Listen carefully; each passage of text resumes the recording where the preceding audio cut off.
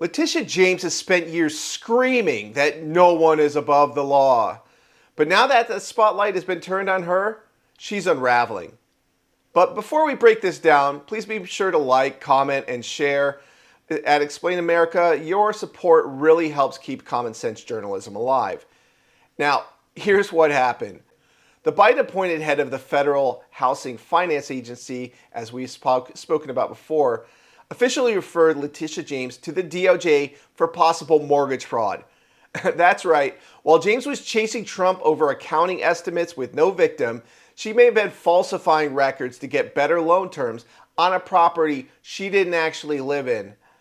Now, according to the New York Post, she claimed a home in Virginia was her, quote, principal residence, unquote, while serving as Attorney General in New York. Now, that's not a minor detail. That's potentially a felony. So how is James responding to all of this? Well, not well. She's not really denying it. She's doubling down in her lawfare against the Trump administration. She's lashing out wildly and trying to change the subject. Watch her here. This is worth the price of admission. She is absolutely losing it on camera and promising more lawsuits against Trump's administration for cutting unnecessarily public health spending. That's a bold strategy. Let's see how it plays out for you. Here's the clip. And you want me to sit in my seat and stand idly by and allow this craziness to happen? You can come after me if you want, but you elected me to stand up. You elected me to use the law. You elected me to go to court. You elected me to continue to challenge this administration. You elected me to stand up for the least of God's children. You elected me to continue fighting on, and I will fight on. Now, when you look at Letitia James, do you see confidence? I don't. I see absolute panic. Letitia James built her career on one promise: get Trump. Well, he happens to be the president of the United States now, so how's that working for you? She used the courts like a political weapon.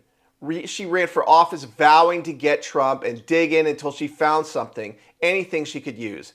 Now that's prosecuting the man, not the crime. That is something that is completely unethical in our judicial system. And now the same legal system she tried to weaponize against Trump may be turning on her, and her behavior makes it clear. She feels the walls are closing in. So what is she doing? She's going on the attack. It's the only thing she knows how to do. Now, here she is announcing a new lawsuit against Health and Human Services for taking away the public health funding that was no longer needed because, well, we were no longer in a state of emergency. Today, I am announcing a lawsuit to stop the most sweeping and unlawful assault on public health in our nation's history. This administration has taken a wrecking ball to the Department of Health and Human Services.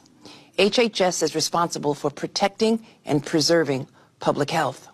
And since taking office, this administration has fired scientists, closed labs, shuttered life-saving programs without rhyme, reason, or any legal authority. Nothing but devastating consequences for millions of Americans. This is not government reform. This is not efficiency. They revoked opioid response funding. They gutted the 988 suicide hotline support team. They slashed reproductive health offices, wiped out the disability services teams, and fired the entire team that runs the low-income home energy assistance program, and they eliminated testing for lead poisoning in children. They dismantled the agency that oversees Meals on Wheels, leaving local providers scrambling to keep seniors fed and safe. This is not how government is supposed to work. These actions are dangerous, cruel, and illegal. They defy Congress's authority, and they violate federal law.